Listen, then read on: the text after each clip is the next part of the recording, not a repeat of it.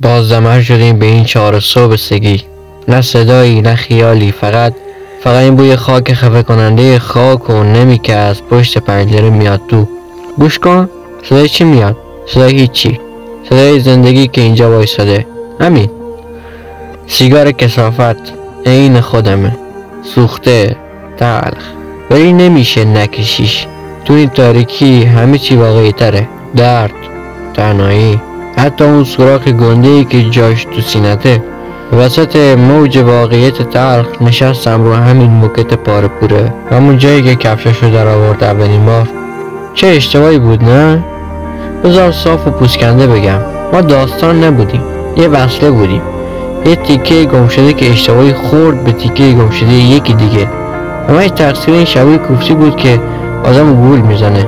من بلد نبودم شعر بگم، من فقط میخواستم بمونم، میخواستم وقتی بیدار میشم ببینمش. همین ساده.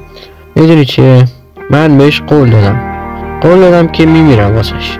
اون بهش عمل کرد. رفتنش هم این خودش بود، یه دفعه‌ای بدون دلیل درست، مثل یه در قدیمی که یهو تو باد بسته میشه و قفل میشه، فقط صداش میمونه تو گوشت. ببخشید نمیتونم. نمیتونی چیو؟ این تنهایی که الان توش غرقم، این تاوان چیزیه که دزدیدم.